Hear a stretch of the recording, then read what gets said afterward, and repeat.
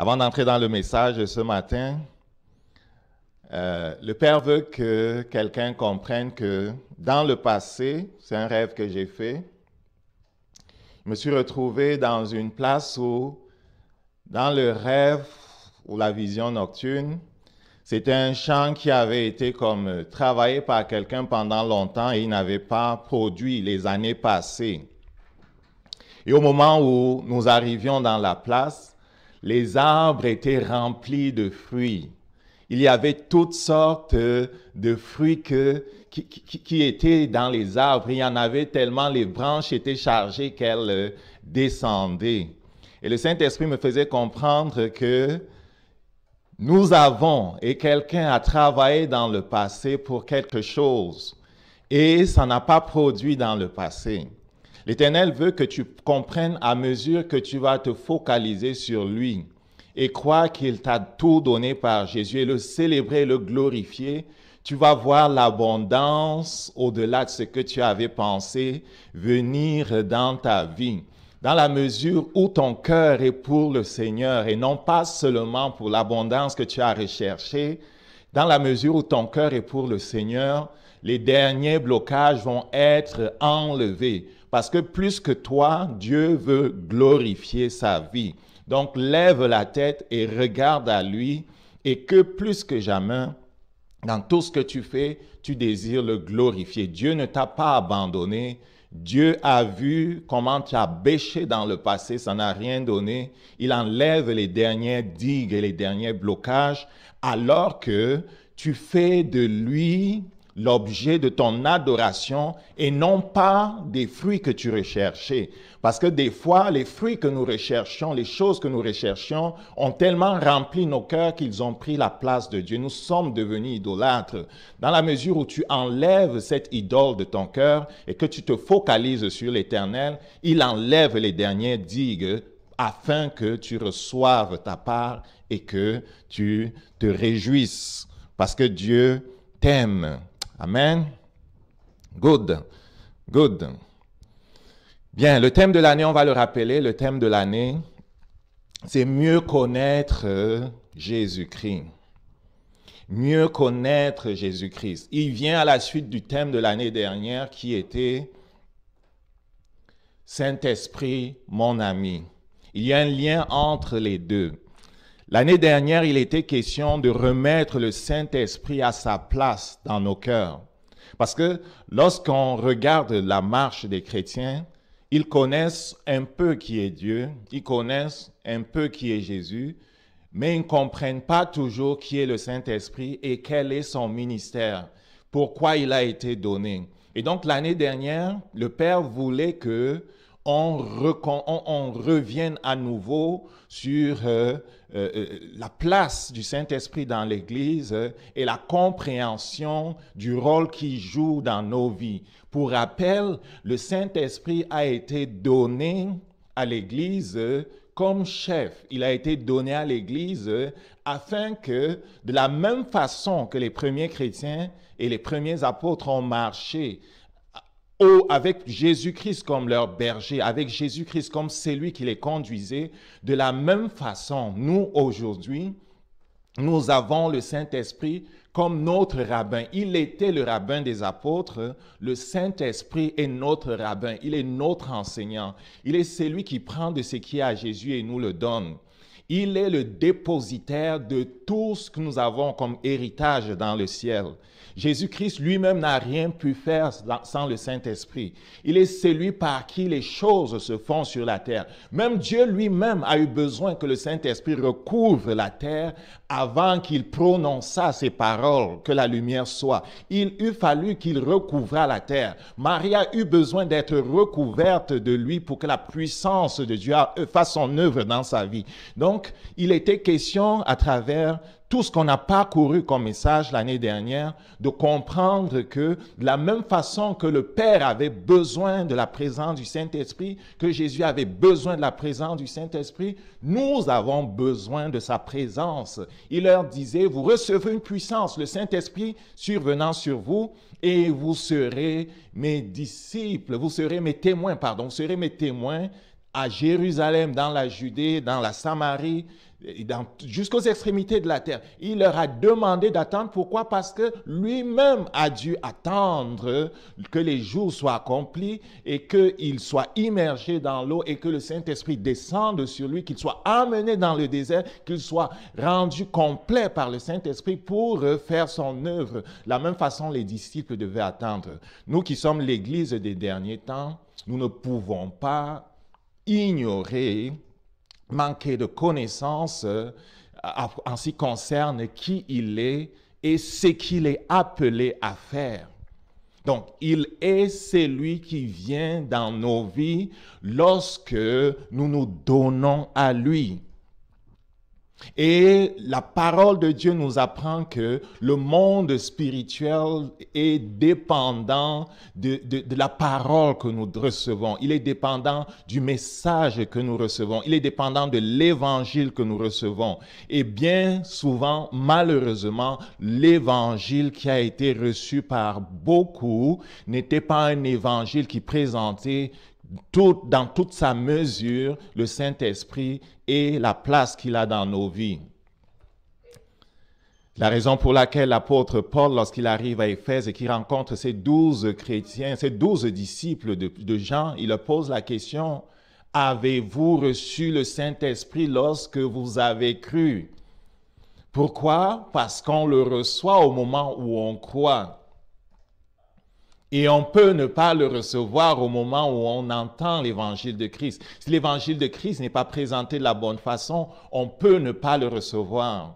À Jérusalem, pour la première fois, lorsque Paul parle de Jésus-Christ sous l'onction du Saint-Esprit qui est descendu sur lui, et que les hommes lui posent la question, je reviens dessus parce que le Saint-Esprit voudrait que l'on comprenne, Dieu voudrait que l'on comprenne qu'est-ce qui a constitué la force de l'Église dans le passé, la force de Jésus dans le passé, et qu'est-ce qui va constituer notre force alors que nous sommes dans les derniers temps et que l'enfer lâche ces anges qui avaient été enchaînés depuis le début. Il y a des anges maléfiques, puissants, enchaînés depuis le début en enfer, qui vont être relâchés dans ces derniers temps.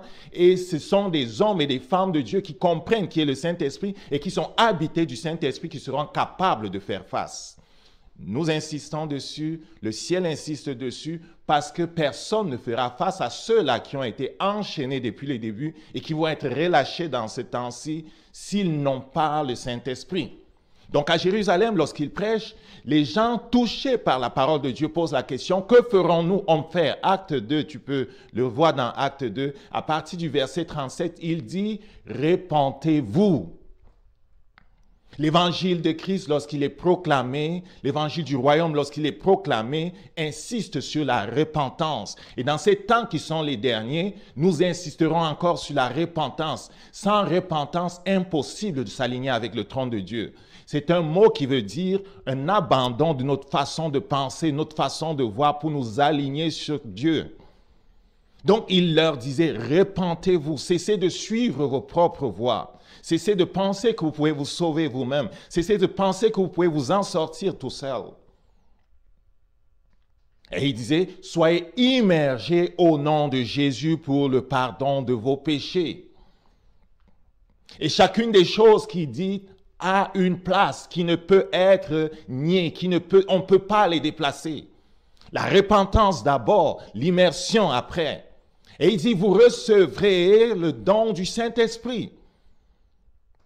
Jésus a dit: je prierai le Père et il vous donnera le Saint-Esprit, dans Jean chapitre 14. Parfois, à propos du Saint-Esprit, on s'est étonné, on s'est posé des questions. Comment faire pour le recevoir? Est-ce que ça dépend de ma prière? Non, ça ne dépend pas de ta prière. Jésus a dit: je prierai le Père et il vous donnera le Saint-Esprit. Toi, tu respectes les conditions qui sont énoncées dans Actes au chapitre 2. Jésus-Christ fera sa part. Et vous serez mes témoins. Notre capacité à être témoins dépend de comment nous avons honoré et respecté, obéi aux conditions qui sont énoncées. Et vous serez mes témoins. Car la promesse est pour vous et pour vos enfants et en aussi grand nombre que Dieu les appellera. Donc le Saint-Esprit a été prêché. La nécessité du Saint-Esprit a été prêchée au début. Elle le sera encore aujourd'hui. Donc l'année passée, il était question de le reconnaître comme notre ami. Et c'est lui qui est présent en nous et que nous ne pouvons pas ignorer. Nous devons apprendre à reconnaître sa voix. Parce qu'il est dit dans la parole de Dieu, c'est ceux qui sont conduits par l'Esprit de Dieu, qui sont fils de Dieu. Il a une voix. Sa voix est douce. Et pour ceux qui sont amis de la parole de Dieu dont il est l'auteur, ils apprendront bien vite à reconnaître sa voix. Parce que sa voix est similaire aux Écritures. Il est celui qui est derrière les Écritures. C'est poussé par le Saint-Esprit que chacun d'eux a écrit. Ce n'est pas la parole d'un homme. Donc, quand nous entrons dans la parole, nous écoutons dans une certaine mesure le ton de la voix du Saint-Esprit. Nous entendons son langage, sa logique, sa façon de parler. Et pour qui s'habitue à la parole de Dieu, il sera de plus en plus facile d'écouter cette voix qui est douce. Elle nous ramène continuellement vers la parole. Donc, il est notre ami. Donc, n'oublions pas ce que nous avons appris l'année dernière. Il est notre ami. Qu'est-ce qui caractérise les amis? Ils parlent, ils échangent, ils se reconnaissent. Même lorsqu'ils sont comme en silence, ils communiquent. Si vous avez déjà vu les vieux couples, tellement ils ont développé l'amitié, tellement ils ont développé l'intimité que juste un regard suffit pour communiquer. Juste un regard. OK? Et c'est à cette tendresse, c'est à cette intimité que Dieu nous appelle. Et le Saint-Esprit fera de grandes choses avec ceux qui lui auront donné toute sa place. Donc, une partie importante de son ministère est qu'il prend ce qui est à Jésus et nous les donne. Il faut bien comprendre la relation qu'il y a entre nous et Jésus pour saisir ce que le Saint-Esprit fait. Jésus-Christ est présenté dans les Écritures comme l'agneau de Dieu. Il est présenté comme la parole de Dieu. Il est présenté comme Dieu lui-même qui a visité la terre. Il est présenté comme le nouvel Adam. Il est présenté comme le premier-né de la nouvelle création. C'est là où nous apparaissons. S'il est le nouvel Adam, il est la tête d'une nouvelle création, d'une nouvelle humanité.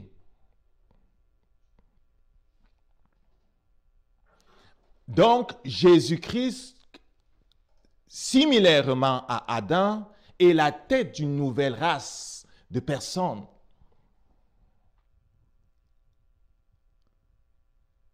C'est pour ça que la parole de Dieu, à quelque part, dit que à ceux qui l'ont reçu, à ceux qui croient à son nom, il donne le pouvoir de devenir enfants de Dieu. Nous sommes les descendants de Jésus. Lorsque nous avons reçu Jésus-Christ comme celui qui est offert par Dieu pour porter nos péchés, nos iniquités, parce qu'il nous était impossible de payer nous-mêmes le prix de notre désobéissance et de nous en sortir, lorsque nous l'avons accepté, Dieu nous place en Jésus. Par quelques voies mystérieuses, Dieu nous place en Jésus. Nous participons à sa mort. Nous sommes crucifiés en lui. La parole de Dieu déclare que si un est mort pour tous, tous donc sont morts. Il faut que nous mettions notre confiance dans ce qu'il a fait. Lorsque nous mettons notre confiance dans ce qu'il a fait, Dieu qui est en dehors du temps et qui est puissant nous place dans sa mort. Nous mourrons avec lui. Et lorsque cette étape est consommée, nous ressuscitons avec lui. Nous devenons une même chair avec lui. Et nous vivons après cette étape où nous avons été identifiés à sa mort, à sa résurrection. Nous vivons maintenant en lui et par lui. Et donc le Saint-Esprit qui est conscient et qui est même l'auteur de ce miracle extraordinaire qu'on appelle la nouvelle naissance, la recréation de notre esprit à partir de l'esprit de Jésus, et qui connaît ce qu'il a mis dans notre esprit qu'on appelle le nouvel homme, prend maintenant le temps de nous révéler qu'est-ce qui est dans le nouvel homme. Dans la relation qui est entre nous et Jésus, et que pendant toute cette année, nous allons chercher à comprendre, parce que le thème dit mieux connaître Jésus-Christ. En fait, les questions, en cherchant à mieux connaître Jésus-Christ, finalement, de connaître qui nous sommes, parce qu'il n'y a pas de différence entre Jésus-Christ et le nouvel homme. Il n'y a pas de différence entre Jésus-Christ et le nouvel homme. Tel qu'il est, tel nous sommes aussi dans ce monde. Le Saint-Esprit, en nous faisant découvrir Jésus-Christ cette année, sera en train de nous faire découvrir en fait l'homme nouveau, sera en train de nous faire découvrir nous-mêmes, sera en train de nous établir à notre place en tant que fils. Et à mesure que nous allons grandir dans la compréhension de qui est Jésus et finalement qui nous sommes, nous allons pouvoir marcher comme des fils. Au début, nous sommes des enfants.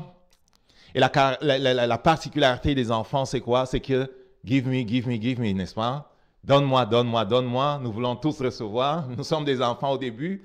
Mais le Saint-Esprit, en renouvelant notre intelligence et en transformant notre cœur, fait de nous, petit à petit, des ados et des matures et des adultes. Ado, c'est moi qui l'ajoute, la Bible ne parle pas d'ado, il parle de fils, il parle d'hommes matures, d'hommes parvenus à la stature parfaite de Christ. Jésus parle de disciples accomplis. Donc, le Saint-Esprit nous amène à ce niveau-là pour que nous puissions marcher comme Jésus a marché. Donc, c'est la transformation de notre âme qu'il est question. J'espère que le programme est quelque chose qui te plaît. Pourquoi il fait ça? Ben, il fait ça parce que Dieu est glorifié lorsque les enfants de Dieu, ceux qui se sont donnés par Jésus-Christ, marchent comme Jésus-Christ a marché. Pourquoi il fait ça? Parce que toi et moi qui sommes d'une génération particulière, avons reçu un mandat qui est important. Non pas que celui des autres était moins important, mais nous sommes à la fin. Donc de grands enjeux se jouent à la fin. Dans une course de relais, le départ est important. Le départ est très important. La transmission du témoin pendant la course est très importante. Et Dieu s'est assuré que la parole sans levain soit transmise de génération en génération. Et le Saint-Esprit s'est assuré que d'une génération à l'autre, chaque génération fasse sa part. Parfois, le peuple de Dieu avait été réduit à un nombre infiniment petit. Ceux qui avaient la parole de vérité avaient été parfois pratiquement écrasés par les autres.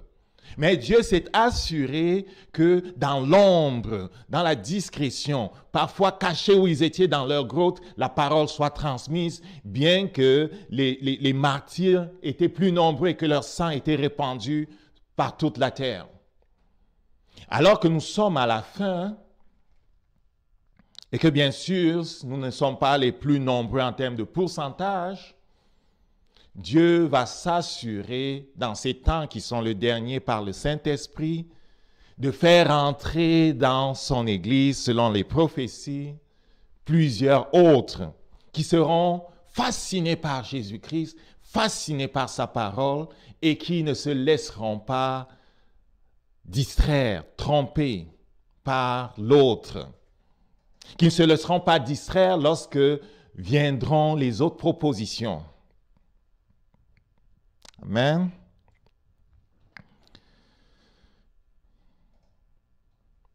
OK. Nous allons lire dans Apocalypse au chapitre 1. Nous commençons notre voyage. En fait, il a commencé mercredi dernier à travers la parole. Pour ce qui est des études bibliques, on a commencé avec le livre d'Isaïe. Nous continuons aujourd'hui à travers la prédication avec Apocalypse.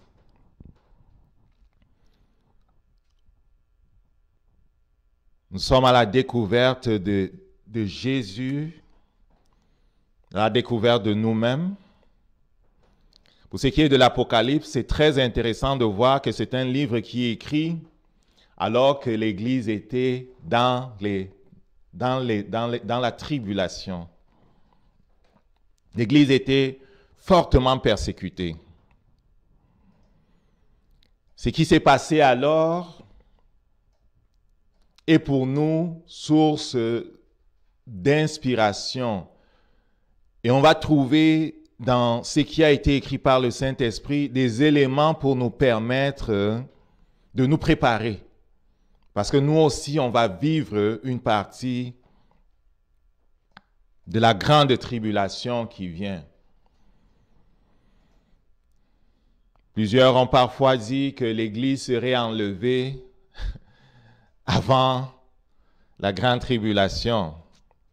Mais j'ai lu la parole plusieurs fois, j'ai lu l'Apocalypse plusieurs fois, et je me rends compte que Jésus-Christ et le Saint-Esprit nous a préparés à vivre au moins le début de la grande tribulation.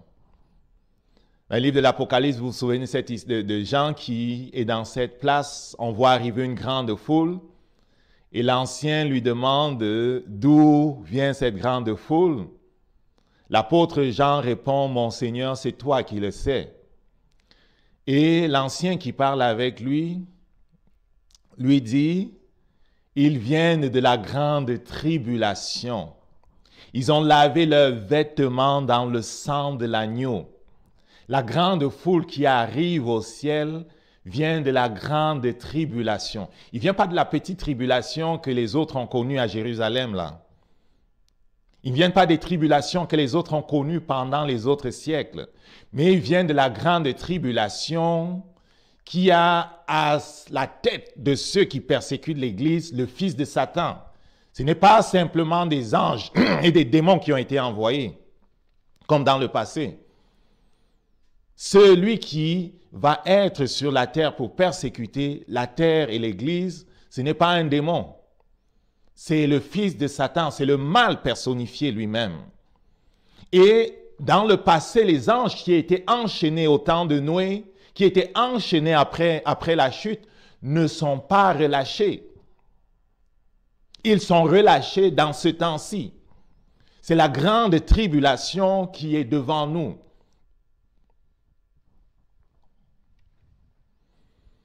Révélation de Jésus-Christ que Dieu a donnée pour montrer à ses serviteurs les choses qui doivent arriver bientôt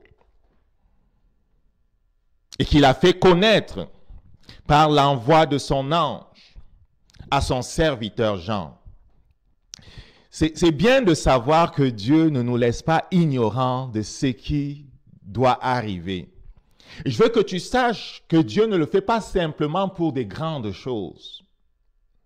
Dieu n'annonce pas les choses qui vont arriver seulement pour de grandes choses comme la grande tribulation. Même pour ta vie d'enfant de Dieu, Dieu cherche des voies et des moyens pour te prévenir des choses que Satan fomente dans les ténèbres. Mais parfois, on a ignoré des rêves qu'on a eus. Parfois, on s'est levé, on est parti comme un coq sans prier proprement contre le rêve bizarre qu'on a fait. Et on l'a fait 5 fois et on n'a pas prié. Et quand la chose arrive, on dit, j'avais rêvé de ça, no wonder. Je ne suis pas surpris, j'avais rêvé qu'elle perdait son enfant, elle perdait son bébé. J'avais rêvé qu'il était mort, j'avais vu son deuil 50 fois. Il t'a montré la chose afin que tu pries contre la chose. Soyons sages, les amis, comprenons les choses spirituelles. Dieu nous révèle à travers les visions nocturnes ce que l'autre fomente dans ses chambres nocturnes. Et parfois, certains rêves que tu fais ne sont pas simplement des annonces des choses qui viennent. Parfois, certains rêves que tu fais sont en réalité ce que vit ton esprit à ce moment-là où tu es en train de rêver. Tu rêves que tu fuis parce qu'on te poursuit. À ce moment-là, il y a des sorciers qui te poursuivent. Et spirituellement, le Saint-Esprit te permet de voir et de fuir. Et tu te vois fuyant devant des gens qui te poursuivent. Tu te vois voler et les échapper. Tu te vois disparaître. Tu te vois t'élever. Ça se passe à cet instant-là que tu es sur ta couche. Par contre, pour les autres rêves où tu vois du sang, où tu vois quelqu'un qui est mort, où tu vois, je ne sais pas moi quoi, tu te vois en train de travailler continuellement et tu te fatigues quand tu te réveilles. J'ai mélangé deux choses là-bas. Pour les choses qui sont prémonitoires, les choses où tu vois le deuil de quelqu'un, la mort de quelqu'un, des choses à venir, c'est Dieu qui te prévient de ce que Satan et les sorciers planifient afin que tu pries contre. Comment on prie contre? On prie contre en priant contre. Il n'y aura pas de mort. Esprit de mort, ce que tu planifies à propos de mon père, à propos de ma mère, à propos de mon frère, à propos d'une telle personne, n'arrivera pas. Telle personne ne mourra pas. Il vivra pour proclamer le règne de Dieu. J'applique le sang de Jésus sur sa vie et j'annule chacune des manipulations et manigances que vous avez faites dans le monde des ténèbres au nom de Jésus. Même si la personne n'est pas chrétienne. Père, c'est ta grâce que j'invoque. C'est sur ta grâce que je m'appuie. Il ne veut pas la mort du pécheur. Tu l'as déclaré, Seigneur. Comme serviteur de Dieu, comme policier de Jésus-Christ sur la terre, comme substitut de Jésus-Christ, je décrète, cette personne ne meurt pas avant le temps. Tu as ce droit. Tu as ce droit. J'ai parlé d'autres rêves dans lesquels tu te vois fatigué par ci et ça. Ça se peut. Que, en réalité, dans la nuit, ton esprit est amené pour faire des travaux à gauche et à droite. Tu as besoin de délivrance. Donc, il a révélé dans sa parole les choses qui vont arriver. Et nous ne pouvons pas ignorer ces avertissements. Et si nous avons dans le passé trouvé que l'Apocalypse est dur à lire et que la parole de Dieu est dure à lire, nous avons besoin de la grâce de Dieu. Parce qu'il va falloir que l'on lise. Prêcher, c'est bon. Écouter les messages sur les YouTube et tout ça, c'est bon. Mais il va falloir que tu lises. Il va falloir que l'on apprenne à lire. Et que cette barrière qu'il a mise en nous, cette résistance qu'il a mise en nous soit brisée. Pour qu'on ait du plaisir à lire.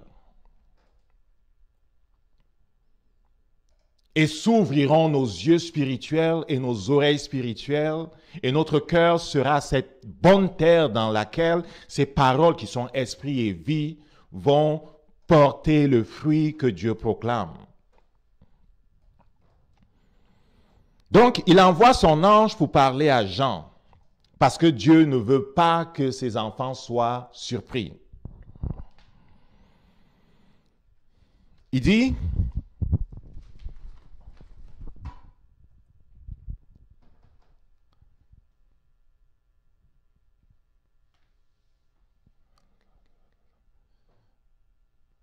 maintenant, je reviens sur mon texte. J'étais en train d'afficher celui-ci. OK. 2 secondes. Désolé. Good.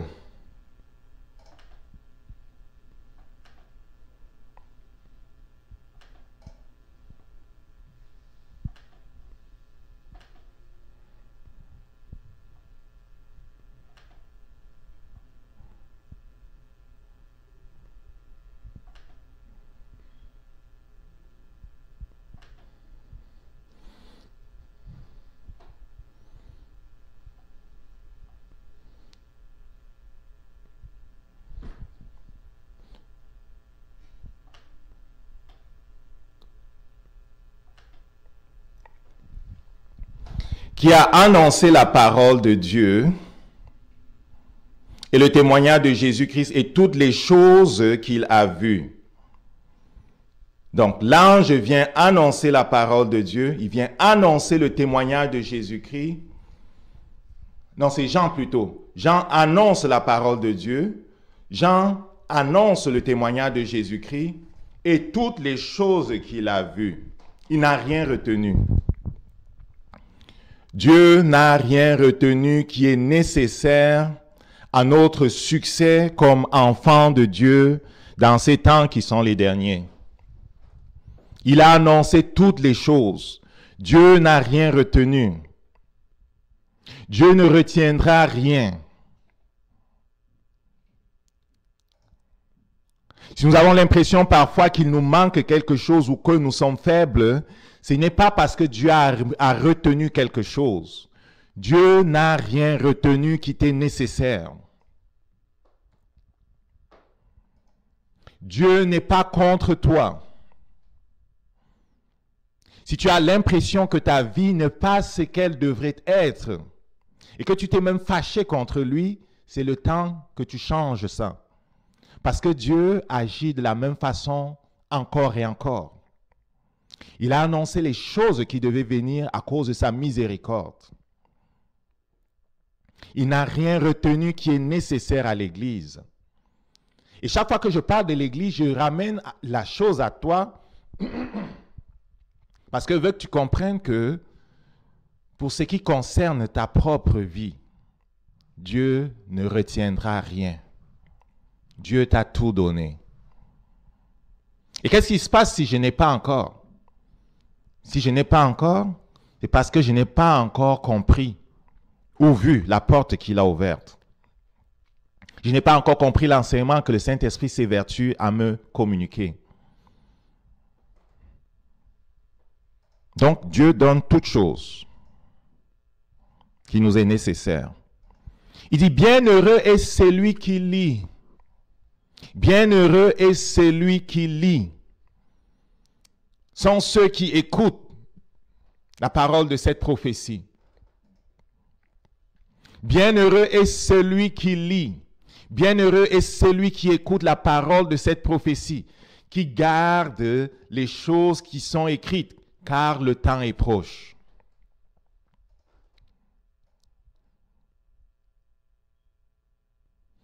Parce que la prophétie est à propos de la fin des temps. On ne peut pas se permettre d'ignorer ce qui est écrit dans ce livre. Ce livre extraordinaire, il nous révèle ce qui arrive, il nous révèle les acteurs avec une précision extraordinaire.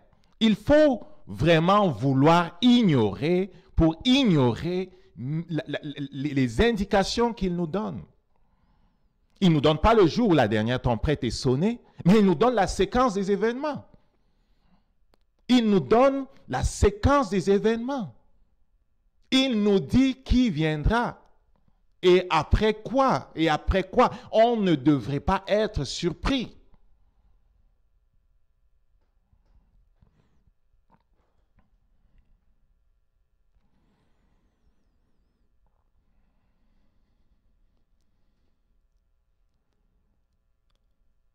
Dieu veut que tu saches que, alors qu'il y a beaucoup de choses qui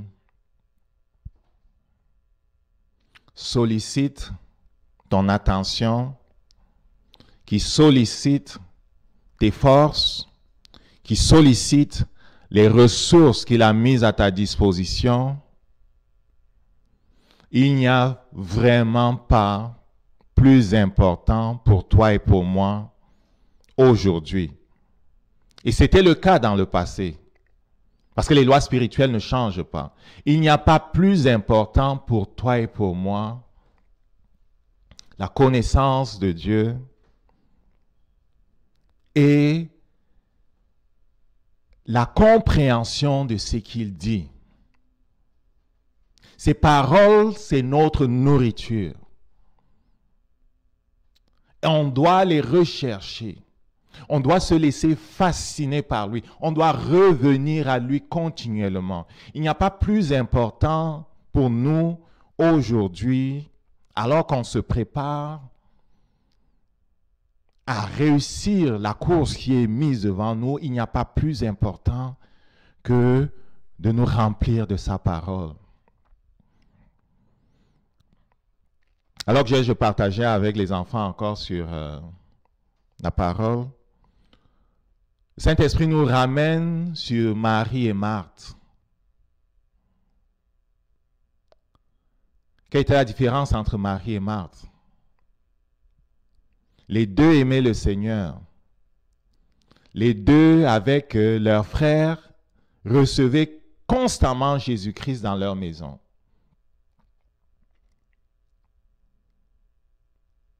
Alors que Jésus qui venait chez eux n'était pas premièrement intéressé par toute la nourriture qui était servie, par tout ce qui était fait pour les recevoir, mais d'abord parce que lui, en tant qu'agneau de Dieu, en tant que pain venu du ciel, il pouvait leur donner comme nourriture spirituelle. C'était ça qui l'intéressait en premier. Marthe n'avait pas compris. Élevée en bonne juive, quand il arrivait, elle se préoccupait de lui laver les pieds, c'est sûr, c'était une tradition, pour enlever la poussière. Elle s'occupait de faire tout ce que les traditions lui avaient appris.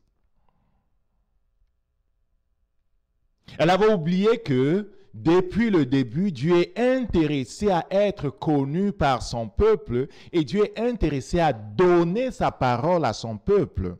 À Moïse, il donne la parole sur la montagne. Il donne le Pentateuque. Il veut que le peuple reçoive les traditions de Dieu, s'aligne sur les voies de Dieu, connaisse les voies de Dieu. Et quand Jésus arrivait chez eux, me disait-il, ce n'était pas pour manger, mais c'était pour les faire manger la nourriture du ciel. Et donc Marie avait compris. Elle s'était laissée fasciner par cette nourriture qui leur servait. Elle s'était assise. Elle était fascinée par Jésus et par son enseignement. Le Père disait, dans ces temps qui sont les derniers, c'est ceux qui se laisseront fasciner par mes paroles. C'est ceux pour qui mes paroles ne seront plus pesantes. C'est ceux pour qui mes paroles ne seront plus un somnifère. Il y en a que quand on commence à lire la parole, ils dorment. Ils dorment. Tu dors quand on lit la parole? Waouh! Tu prends la parole pour lire, tu dors. Mon frère, tu es probablement dans la prison de la chair. Et c'est une prison qui existe, tu as besoin de délivrance.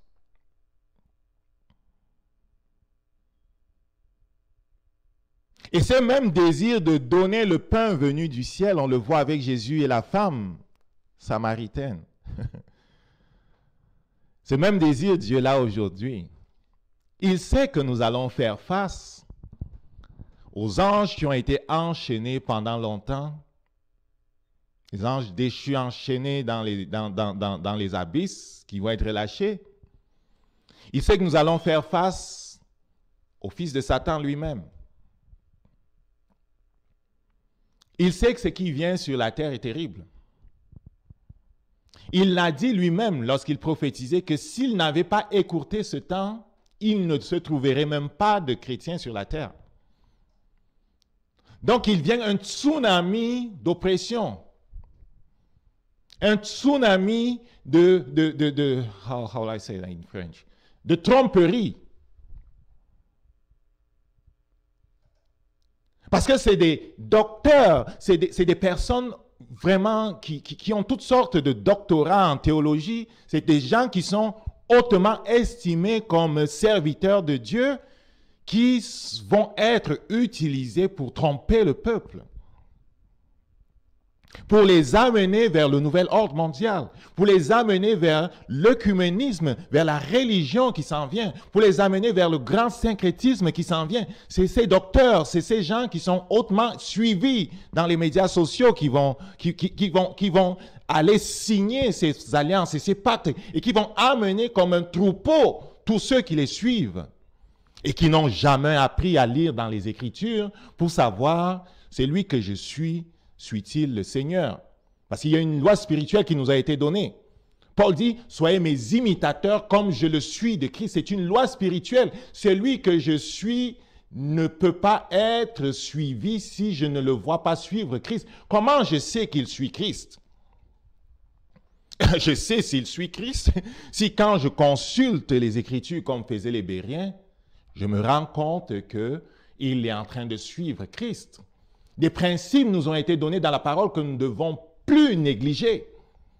Lorsqu'il dit que lorsqu'on est en culte, qu'on prophétise, qu'on ne méprise pas les prophéties et que tous prophétisent et que les gens jugent, qu'est-ce qu'il est en train de dire? Il est en train de dire que oui, le prophète peut parler, qu'il parle, mais moi je vais utiliser la parole de Dieu pour scanner ce qu'il est en train de dire, parce que le Saint-Esprit, s'il parle en lui, ne contredira pas la parole. Combien de fois avons-nous négligé de faire cet exercice? Et avons-nous suivi ce que nous appelons dirigeants spirituels, docteurs et ceci, exégètes, je ne sais plus les noms qu'ils se donnent. Comment les avons-nous suivis tant de fois sans vérifier qu'ils étaient en train de proclamer la parole sans le vin de notre Maître? Le Seigneur disait, pour qui se laissa fasciner par moi comme se laissait fasciner Marie? Et pour qui comprendra qui je suis, comme finalement cette Samaritaine a compris qui était celui qui lui parlait et qui s'est ouverte, pour ceux qui s'ouvriront comme eux au pain que je donne, ceux-là ne pourront pas être trompés.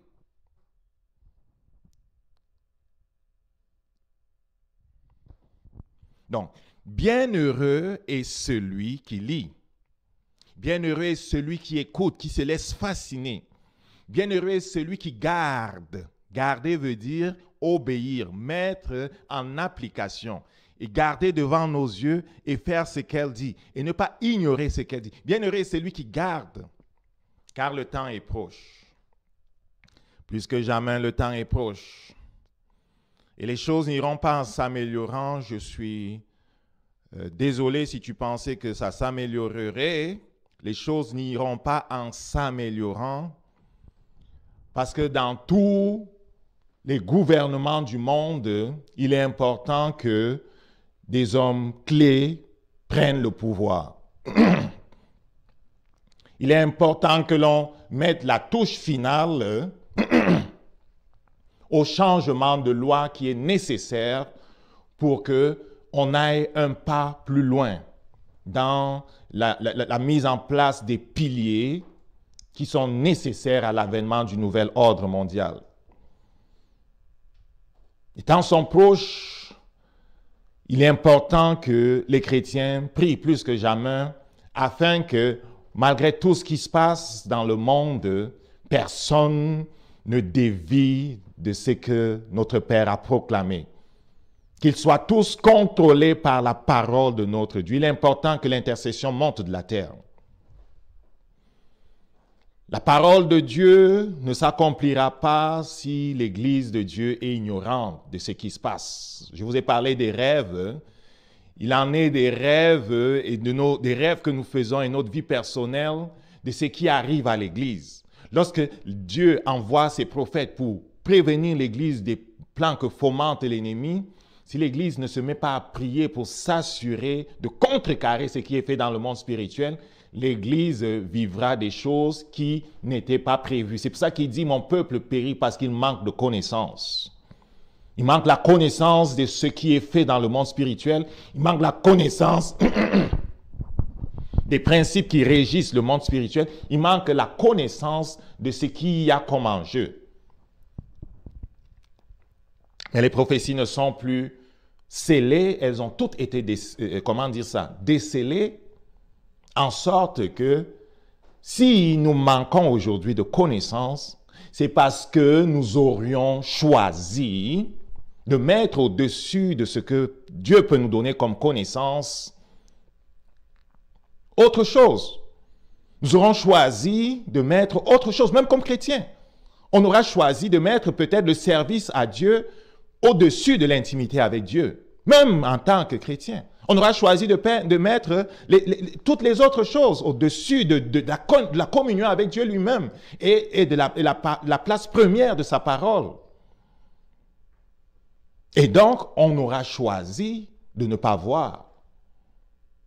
C'est ce qui est arrivé aux pharisiens. Ayant bâti une religion qui faisait leur affaire, ayant bâti un système qui n'était pas exigeant au niveau d'eux-mêmes en tant que personnes, ils ont abandonné les commandements de Dieu. Et lorsque parut Dieu en chair, ils ne l'ont pas reconnu. Ils l'ont combattu. Étant assis dans la chair de Moïse, ils ont combattu celui que Moïse avait annoncé en disant, Dieu plus tard vous enverra un autre prophète comme moi. Celui-là, écoutez-le. Celui qui n'écoutera pas ce prophète sera puni de mort. Ils se sont levés, ils ont combattu ce prophète. Ils l'ont crucifié. Ils ont décapité celui qui le précédait pour le présenter, Jean-Baptiste. Pourquoi? Parce qu'ils avaient négligé la connaissance. Mais ceux qui avaient appris à se laisser fasciner par Dieu, comme Anne, notre sœur, cette prophétesse que Joseph et Marie rencontrent dans le temple, eux, ils ont su que c'était Dieu venu en chair. Ils ont su que c'était celui qu'avait prophétisé Isaïe. Ils ont su, ils ont pris l'enfant, ils ont prophétisé sur lui.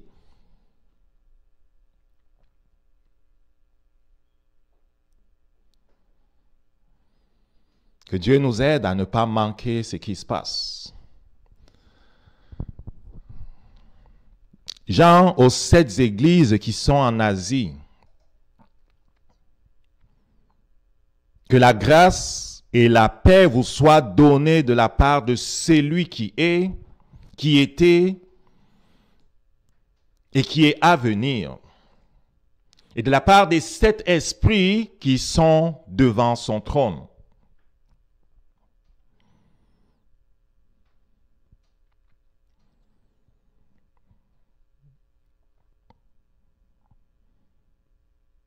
Et de la part de Jésus-Christ, qui est le témoin fidèle, le premier-né d'entre les morts et le prince des rois de la terre.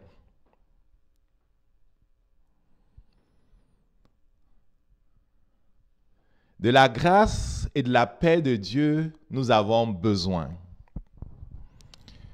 Ça, c'est quelque chose que nous ne devons pas ignorer. Je vais élaborer sur la grâce et la paix avant qu'on avance. La grâce de Dieu, au premier degré, c'est le Saint-Esprit lui-même que nous avons reçu. Au premier degré, la grâce de Dieu, c'est le Saint-Esprit que nous avons reçu. Avec le Saint-Esprit, nous est donné tous les trésors du ciel, et c'est gratuitement. Avec le Saint-Esprit, nous est donné une foule d'autres choses gratuites. Toutes les ressources du ciel sont nôtres en lui, par Jésus-Christ. C'est pour ça qu'il déclare que nous sommes bénis de toutes sortes de bénédictions spirituelles dans les lieux célestes. Alors que nous sommes dans ces temps qui sont les derniers, Dieu veut que l'enfant de Dieu que tu es, le Fils de Dieu que tu es, n'oublie jamais, quelle que soit la situation dans laquelle il se trouve, n'oublie jamais que le Saint-Esprit qui est en lui est le dépositaire de toutes les ressources du ciel.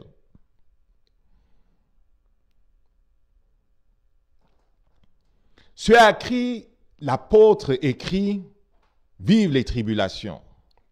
L'apôtre lui-même a été déporté sur l'île de Patmos parce qu'on n'était même pas capable de le tuer.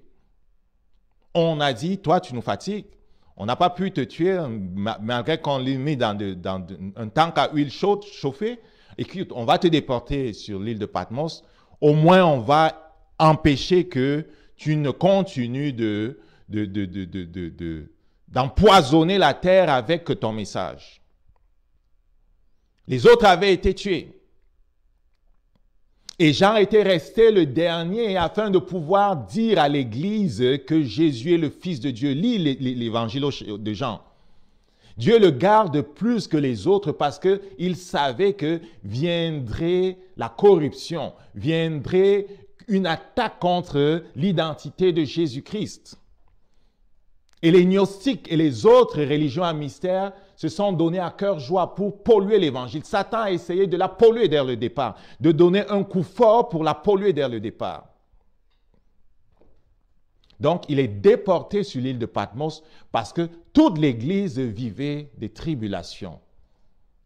Plusieurs avaient été tués. Et donc, il adresse son message aux églises de l'Asie afin de leur rappeler que bien qu'ils sont persécutés, bien qu'ils ont au milieu d'eux des hypocrites, bien qu'ils sont dans des villes où règne Satan et la corruption, ils ne doivent pas oublier qu'ils ont la grâce de Dieu. Et ils doivent demeurer dans la paix de Dieu. C'est quelque chose qu'on ne doit pas perdre. Donc, dans le Saint-Esprit, toutes les ressources du ciel sont nôtres. Quand bien même on te retirerait ta maison, on gèlerait tous tes comptes de banque parce que tu as refusé, je ne sais pas, de recevoir, je ne sais pas quoi, ou de passer à tel système. Quand bien même tu perdrais tout ce que tu as mis dans le système monétaire actuel, quand bien même tu serais empêché de voyager, quand bien même tu serais comme mis en résidence surveillée, je ne sais pas moi quoi, quand tu serais coupé de tout, quand tu n'aurais plus droit de téléphoner à qui que ce soit, quand bien même tu serais, je ne sais pas moi, mis en demeure, je ne sais pas de quoi, quand tu serais dans une situation compliquée, comme l'ont été dans le passé les autres, n'oublie pas que l'on ne peut pas t'enlever le Saint-Esprit qui est en toi. Paul et Silas l'avaient compris. J'étais dans les donjons de la prison. Ils se sont mis à louer simplement. Ils n'ont pas dit, « Oh Seigneur, qu'est-ce que tu as fait? Pourquoi tu as permis ça? » Non, écoute là. Il a dit, « Tous ceux qui auront laissé père, mère, enfant, femme, maison pour me suivre, auront dans ce monde le bénéfice qui correspond à tout ce qu'ils ont mis sur la table pour me servir. » Mais il a dit, avec les persécutions. Les persécutions, c'est comme la cerise sur le gâteau. C'est le galon pour tous les généraux qui servent dans son armée. Et je pense qu'il y aura sur nos couronnes des étoiles spéciales qui correspondent aux victoires que le Saint-Esprit nous aura permis d'avoir dans les différentes épreuves et persécutions qu'on aura traversées. Donc, ce n'est pas quelque chose à voir comme quelque chose de terrible. Si Dieu nous a fait paraître et a permis qu'on les vive, c'est parce qu'il nous a précédés et qu'il s'est assuré que l'on ait la victoire. Et pour ce qui est de la victoire, ce n'est pas garder notre vie qui est la victoire. Si c'était garder notre vie qui était la victoire, Jacques aurait régné Jésus pour qu'on ne lui coupe pas la tête, le frère de Jean. Pierre aurait aussi régné pour qu'on lui coupe pas la tête, ou qu'on ne le crucifie pas à l'envers. Il aurait régné pour qu'on ne leur fasse pas subir les sorts qu'ils ont subis. La victoire n'est pas de garder notre vie. La victoire, c'est de lui demeurer fidèle jusqu'au bout. Et comment on lui demeure fidèle jusqu'au bout? En comprenant que notre vie entre les mains de Dieu, c'est lui qu'on appelle le Saint-Esprit est en nous et toutes les ressources dont nous avons besoin sont en lui, elles sont disponibles pour nous et ce n'est pas toujours selon ce que l'on voit au premier abord. Et donc, nous devrons apprendre à voir comme le Saint-Esprit voudrait qu'on voit. Jean-Baptiste l'a expérimenté. Il a proclamé la parole de Dieu avec puissance, dans l'esprit d'Élie. Il était Élie qui devait venir, marchant devant Jésus-Christ, proclamant que les chemins soient redressés, que les montagnes soient abaissées, que les vallées soient comblées. Il a prêché la repentance. Il a baptisé, il a immergé des gens dans de l'eau en vue de la repentance pour les apprêter pour Jésus. Il a parlé contre le roi Hérode. Il n'a pas eu peur de lui dire que tu pèches, toi qui as enlevé la femme de ton frère, tu es adultère. Et tu amènes un discrédit sur le peuple et tu amènes un péché sur le peuple parce que tu occupes une position d'autorité et que ton péché déteigne sur le peuple. Tu es une porte pour Israël, pour ton peuple, alors que tu pèches, tu ouvres la porte à la déchéance de ton peuple. Il se fait arrêter, il se fait mettre en prison et pendant un temps, il frémit. Il envoie ses disciples poser la question à Jésus que qu'est-ce qui se passe? Qu'est-ce qui se passe?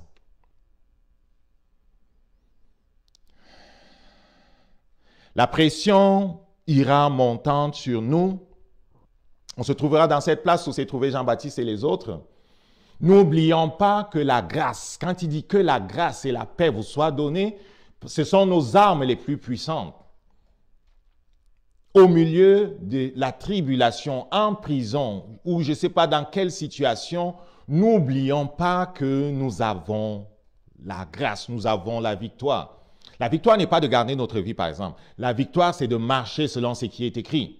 À propos de Jean-Baptiste, il avait accompli sa mission.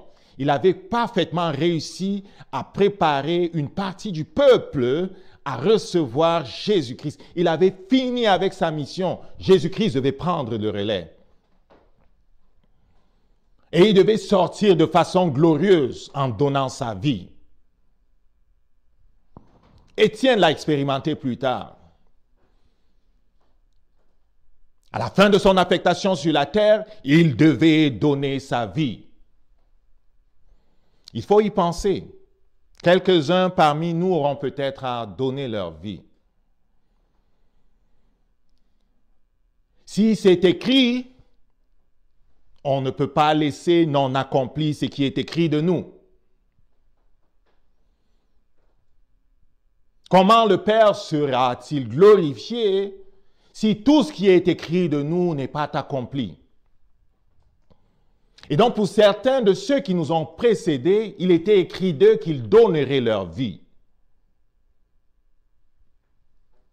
Qu'après avoir marché dans la dignité d'enfants de Dieu, à la fin de leur affectation sur la terre, ils verraient leur tente périr de façon terrible, soit par les lions, soit par le feu. Mais nous savons en tant que fils de Dieu que... en tant que personne qui croyait en Jésus, que la mort n'est rien, n'est-ce pas? On est des esprits. Nous avons une âme, nous vivons dans un corps. Jésus-Christ n'a pas hésité à mettre sa vie sur la table pour toi et pour moi. S'il est écrit qu'à la fin de notre affectation sur la terre, ce ne sera peut-être pas pour nous tous ce privilège. S'il est écrit que le sacrifice ultime sera le sacrifice de la tente dans laquelle nous vivons pour la gloire de notre Dieu et peut-être pour la conversion de ceux qui seront chargés d'exécuter cette tâche macabre. Parce que plusieurs de ceux qui ont tué les chrétiens sont devenus chrétiens. Ah, tu comprends? Donc, s'il est dit que comme pour Étienne qui a été comme un prompteur dans la vie de Paul, parce que Paul était celui au pied de qui on déposait les vêtements d'Étienne. Si le Seigneur choisit que ce sera par là qu'on va sortir en faisant de notre sang une semence pour la vie de plusieurs personnes, eh bien, qu'il en soit ainsi. Je voudrais que chacun de nous soit préparé. Nous devons être mentalement préparés. Nous devons être prêts à tout, sachant que le Saint-Esprit nous habite. Nous avons la grâce de Dieu. Nous avons la plénitude de Dieu en le Saint-Esprit. Nous ne manquons de rien. Même en prison, nous ne manquons de rien. Quand bien même on nous aurait tout enlevé, nous ne manquons de rien. Pour ce qui est de la paix, on la garde dans la mesure où on sait garder nos regards sur notre Dieu. Beaucoup de choses vont se passer autour de nous. Il est important que nous apprenions à garder nos regards sur notre Dieu. Cette loi spirituelle est énoncée dans Ésaïe au chapitre 26 au verset 3 où il dit « Il garde dans une paix parfaite ceux dont le regard est fixé sur Dieu. » Donc, au moment où il écrit aux églises qui sont tourmentées, persécutées, l'apôtre fait bien de leur dire qu'est-ce qui est plus important. Ce qui est plus important, c'est ce que nous avons, le Saint-Esprit et les grâces multiples que Dieu nous a données. Ce qui est plus important, c'est la paix que nous avons en lui. Et la paix, c'est quelque chose que nous ne pouvons pas perdre. Elle est ce par quoi notre cœur est gardé aligné avec le trône de Dieu. La paix est nécessaire pour que le canal qui est ouvert entre nous et le ciel soit un canal dans lequel il n'y a pas de bruit. Il n'y a pas de bruit.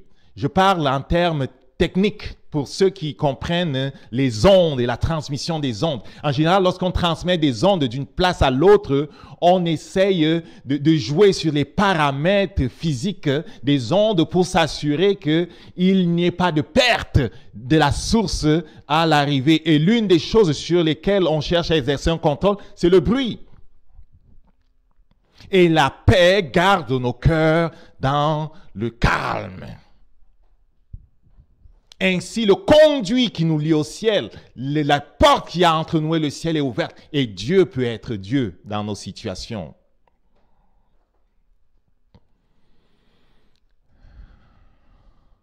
Apprenons donc à nous réjouir de ce que nous l'avons en nous et que personne ne peut nous prendre notre Dieu et de ce que nous avons sa paix. Et que la façon pour nous de garder notre paix, c'est de garder nos regards sur lui. Pour ce qui est de la victoire, je l'ai dit encore, il n'est pas question de garder nos tentes intactes. Il est question de ce qui est écrit.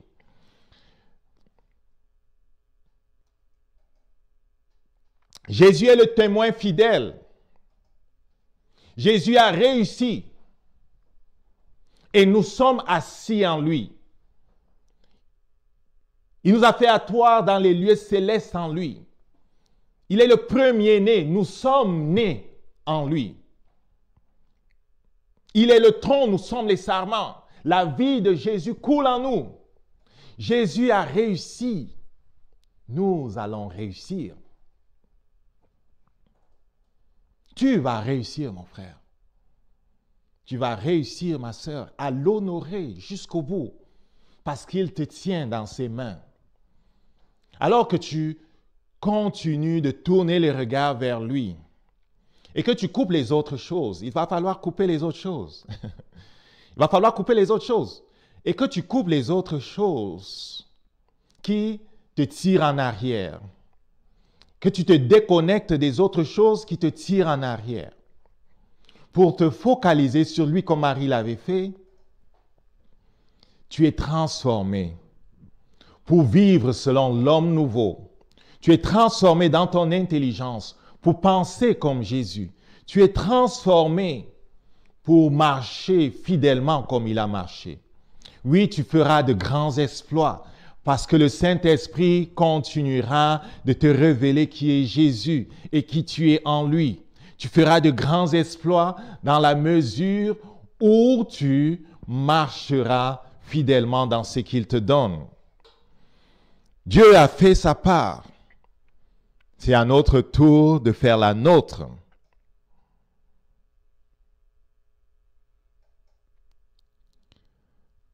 Nous allons continuer ça dimanche prochain. Je vais m'arrêter ici pour faire un résumé.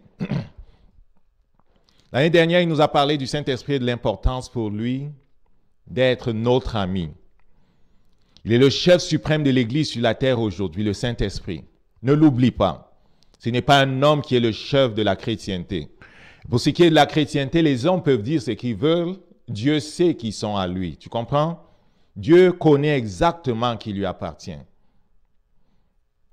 Donc, le Saint-Esprit est l'auteur de la parole de Dieu. C'est à travers la parole de Dieu qu'il nous apprend à nous accoutumer à sa voix. C'est à partir de la parole de Dieu qu'il nous séduit pour nous amener dans cette place où nous sommes des élèves studieux. Il est au milieu de nous comme Jésus était au milieu des disciples. Il parle, nous prenons des notes. Il nous reprend, il nous conseille, il nous amène encore et toujours plus loin. Il travaille au niveau de notre âme. Le travail en rapport avec notre esprit, il l'a déjà fait. Lorsque nous sommes nés de nouveau, il a recréé notre esprit. Notre esprit est semblable à l'esprit de Jésus-Christ. Dans notre esprit, nous aimons Dieu. Dans notre esprit, nous sommes comme Jésus. Dans notre esprit sont des richesses extraordinaires. Par le travail qu'il fait dans notre âme, il voudrait que nous soyons conscients de qui nous sommes désormais en lui. Si nous sommes venus à lui de la bonne façon, par exemple. Alors Saint Athénée il nous appelle à nous focaliser sur Jésus-Christ qui est comme le premier-né de la création. Nous allons à travers tous les passages que nous allons parcourir, chercher à connaître qui est Jésus, chercher à connaître qui nous sommes. Pourquoi?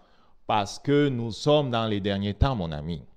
Ceux qui vont être relâchés sur la terre, ceux qui partent du royaume des eaux, ils sont nombreux, très nombreux, et qui ont pris forme déjà sur la terre comme des hommes. Je ne vais pas passer mon temps là-dessus, mais ils sont nombreux dans toutes les industries qui marchent sur la terre, mais qui ne sont pas des hommes. Dirigeants d'entreprises qui ne sont pas des hommes, dans tous les secteurs qui ne sont pas des hommes. Le fils de Satan lui-même viendra. Il ne sera pas un homme, mais il aura la tente d'un homme. Il parlera comme un homme. Il séduira beaucoup. Dieu voudrait que les anges déchus enchaînés paraîtront sur la terre comme des hommes, ok? Ils vont faire des choses terribles sur la terre. À un moment, ils ne cacheront pas leur nature, ils feront voir leur nature hideuse à la fin là. Dieu voudrait que nous ne soyons pas ignorants de ça et que nous comprenions que dans le Saint-Esprit, nous avons tout ce qu'il faut. Dieu voudrait que à mesure que nous avançons, que nous comprenions que sa grâce et sa paix seront en nous des éléments qui vont nous permettre de faire face. La victoire ne sera pas toujours mesurée au fait qu'on a gardé notre vie. La victoire sera que l'on a accompli ce qui est écrit.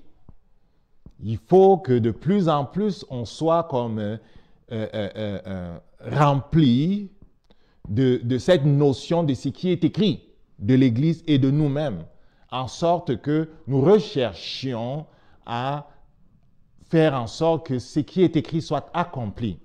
Jésus lui-même à la croix demande à boire, il dit qu'il a soif, parce qu'il est écrit qu'on lui donnait du vinaigre. Il fallait que cela soit écrit. Pour quelqu'un qui ne comprend pas, il va dire « Ah, ce n'était pas nécessaire ». Mais si cette partie-là n'était pas accomplie, on allait dire que ce n'était pas le Messie, parce qu'il y a cette partie-là qui n'était pas accomplie.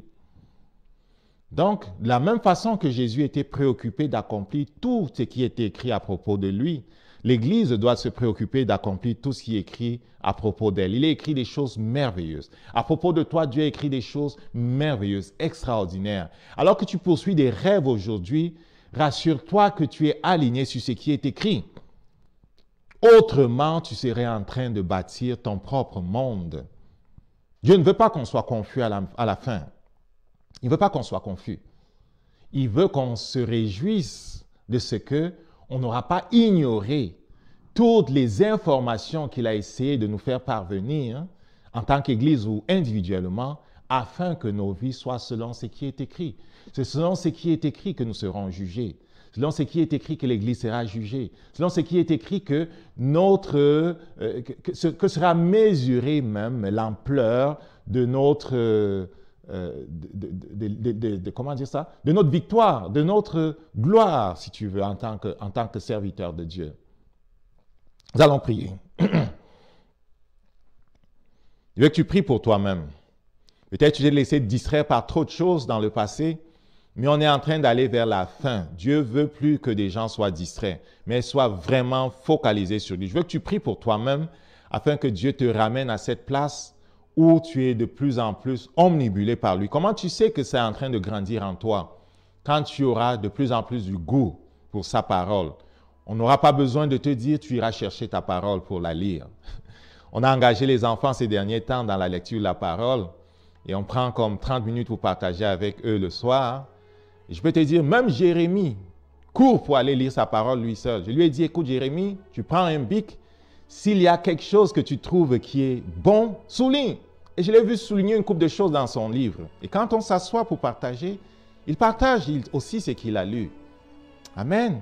Donc, créons ce momentum partout où nous allons, dans nos maisons, du retour à la parole, à la source, du retour à notre Dieu, qui a dit à cette femme, si tu savais aujourd'hui aux femmes qui est celui qui te dit, donne-moi à boire, c'est toi qui m'aurais demandé de l'eau. Il veut te séduire, il cherche ton cœur. Il veut que sa parole, plus que jamais, prenne la première place dans ta vie. Il veut que tu sois cet homme et cette femme de Dieu qu'il a désiré. Il veut que tu marches dans ce monde de façon victorieuse. Il a fait de la Samaritaine une porte. Elle est allée, elle a crié, venez voir un homme qui m'a dit tout à propos de moi. Serait-il le Messie? Ils sont venus. Pendant 2 jours, ils sont restés auprès de Jésus. Il leur a parlé du royaume de Dieu. Plusieurs ont été transformés. Dieu veut faire de toi une porte. Plusieurs entendront ton témoignage et ils viendront à la source et ils diront, maintenant je crois. Et ce n'est pas seulement à cause du témoignage que tu as fait, mais parce que je suis venu à la source. J'ai bu l'eau vive et j'ai vu l'effet qu'elle a fait dans ma vie. Je crois parce que j'ai rencontré le Dieu vivant. Tu auras été cette porte. Tu auras été cette porte. Tu auras été ce lien.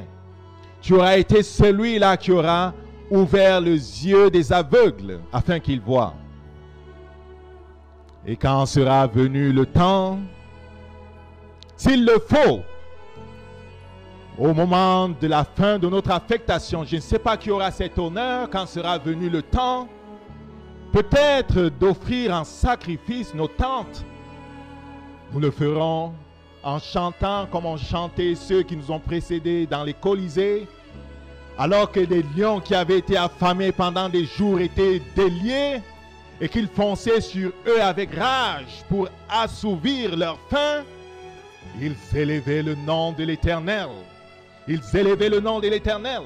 Lorsqu'on allumait les bûchers sur lesquels on les avait attachés, ils élevaient le nom de l'Éternel. Ils étaient heureux de mettre leur vie. Et ceux qui étaient leurs bourreaux regardaient et disaient, quels sont ces hommes? Ce ne sont pas des hommes. Ce ne sont pas des hommes. Ce sont des hommes habités par Dieu. Étienne a fait la même chose lorsqu'on le lapidait. Il s'est jeté à genoux. Il a prié que Dieu pardonne ceux qui le lapidaient. Il avait eu le privilège d'offrir la tente dans laquelle il avait marché pendant tous ces jours. Il est mort jeune, mais il était heureux de partir de la terre, offrant à Jésus sa tente. Et Paul, qui était celui au pied de qui les hommes avaient déposé leurs vêtements pendant qu'il le lapidait, a été marqué. Il a été marqué. Il ne le savait pas. Une semence avait été déposée dans son cœur. Les prières de l'Église ont fait germer cette semence. Et Dieu s'est souvenu de Saül pour le rencontrer sur la route Damas. Combien de Saül Dieu cherche-t-il? Combien d'Étienne Dieu cherche-t-il pour accomplir son œuvre? Que Dieu nous aide. Que Dieu nous aide. Je vais prier pour toi. Si tu as un problème dans ton corps, tu mets ta main à la place. S'il y a un problème dans ta famille, quelqu'un qui a besoin d'être visité par Dieu, une délivrance, une guérison, je vais prier alors que l'on sort de la présence de notre Dieu. Tu ne repars pas à vide de la présence de notre Dieu. Il est le Dieu de grâce, il est le Dieu de paix. Il est celui par qui les hommes ont acquis toutes choses. Je veux que tu te souviennes pourquoi tu as la victoire. Pourquoi Satan ne peut pas continuer de régner sur toi. Parce que l'agneau de Dieu a été immolé. Le sang de notre délivrance a été déposé sur le propitiatoire dans le ciel, dans le tabernacle qui n'est pas fait de main d'homme, devant le trône de notre Dieu. Le sang de Jésus est déposé. Ce sang est le sang qui proclame notre liberté. Père, regarde ce sang. Ce sang proclame que tous rentrent dans leur temple. C'est toi qui l'as décrété en tant que substitut de Jésus-Christ, par la puissance du Saint-Esprit. Au nom de Jésus-Christ, je déclare la liberté. Ceux qui sont enchaînés dans des prisons de l'esprit sont libérés. Alors qu'ils se confessent, ils sont libérés. Alors qu'ils se repentent, ils sont libérés. Ceux qui sont enchaînés dans les prisons des âmes sont libérés. Alors qu'ils se confessent, ils sont libérés. Ceux qui sont dans les prisons des chairs sont libérés. Alors qu'ils tournent le doigt à la chair, ils sont libérés au nom de Jésus. Esprit d'infirmité par la puissance du Saint-Esprit, pour autorité sur toi. Je brise tes chaînes et tes liens. Ton oppression s'arrête. Je prends autorité sur chaque organe de ton corps. Je prends autorité sur ton cerveau. Je prends autorité sur tes reins. Je prends autorité sur ton cœur. Je prends autorité sur ton métabolisme cellulaire. Je prends autorité sur ton sang, sur tes os, sur la moelle des os. Je prends autorité sur tout ton corps. Écoutez la voix de Dieu. Vous fonctionnez selon la perfection dans laquelle vous avez été créé. Ce qui est déplacé est ramené à sa place. Au nom de Jésus. Au nom de Jésus. Ce qui est déplacé reprend sa place. Au nom de Jésus. Lève les mains et rends grâce à Dieu. Rends grâce à Dieu. Il proclame que tu es libre. Il proclame que tu es libre. Il proclame que tu es libre. Tout esprit qui oppresse dans les rêves, je te parle. Tu n'oppresseras plus. J'applique le sang de Jésus sur mon frère. Tu n'oppresseras plus. Les portes ouvertes sont fermées. Je scelle les portes de son âme. Je scelle les portes de sa maison. Je scelle les portes de sa maison au nom de Jésus. Le Saint-Esprit te montre les objets impurs que tu dois sortir de ta maison. N'hésite pas à les sortir. Le Père te montre les choses impures desquelles tu dois te détourner. N'hésite pas à t'en détourner. Parfois, ils ont pu venir à nous parce que nous avons leurs affaires. Je vous ai dit, le royaume des eaux est dans l'industrie de tout ce qui est vendu sur la terre. Si tu as leur objet dans ta maison, c'est une facilité pour eux d'accéder à toi, d'accéder à tes rêves et de te torpiller. Prie pour comprendre des choses dont tu dois te séparer. Parfois, ce sont des choses innocentes qui n'ont l'air de rien. Une montre, une bague, un collier, les cheveux qu'on a achetés au marché pour mettre sur nos têtes. Faites attention à ces choses-là. Les faux ongles qu'on s'est mis, faites attention à ces choses-là. Les chaussures qu'on a achetées, les vêtements qu'on a achetés, des affaires qu'on a ramenées chez nous, un cadeau qu'on a reçu, un pot de fleurs qu'on a ramené chez nous, un tableau qu'on a ramené chez nous. Faites attention à n'importe quoi qu'on rentre chez nous. Par la prière, sanctifiez les choses. Mais parfois, la prière ne sera pas suffisante. Il faudra les brûler. Ce n'est pas par la prière que les sorciers à Éphèse ont consacré leurs livres pour les garder. Ils les ont brûlés. Ils les ont brûlés. S'il y a des choses que tu dois brûler chez toi, tu vas les brûler. Tu ne peux même pas en faire cadeau à quelqu'un. Père, nous te bénissons parce que tu ouvres nos yeux sur toutes ces choses et que tu nous donnes de marcher dans la liberté. Nous élevons ton nom au-dessus de tout et nous te bénissons parce qu'en toi nous sommes parfaitement établis. Que ton nom soit sanctifié, toi qui règnes, au nom de Jésus-Christ. Amen. Le Seigneur te bénisse. Retrouvons-nous ce mercredi. On va continuer à plonger nos regards dans sa parole. On était à Ésaïe au chapitre 1, un chapitre extraordinaire. On va le terminer mercredi. Et on va continuer à explorer Ésaïe. Plus tard, on ira dans Daniel, Malachie et probablement dans le livre de Galates ou de Romains. Que le Seigneur te bénisse. Et vendredi, c'est à 7 heures. Quelques-uns se sont trompés dernièrement. Vendredi, c'est à 7 heures qu'on se retrouve pour prier ensemble. Et entre-temps, appelons-nous, gardons la communion. Et, comment dire ça? Prenons le temps de parler avec des frères et des sœurs, de prier ensemble au téléphone. Amen. D'échanger simplement, de prendre des nouvelles. Ne permettons pas à la solitude d'être un fardeau pour qui que ce soit. Un des problèmes majeurs que le confinement crée, c'est des problèmes mentaux. Le ministère du Québec doit recruter des gens pour s'occuper de la santé mentale des gens. Jésus-Christ et nous-mêmes pouvons parer à cela par le temps que l'on passera au téléphone les uns avec les autres. Okay? Et par, comment dire ça, les réunions que nous avons programmées en semaine. Prenons le temps. Prenons le temps. Que le Seigneur te bénisse. Au nom de Jésus. Amen.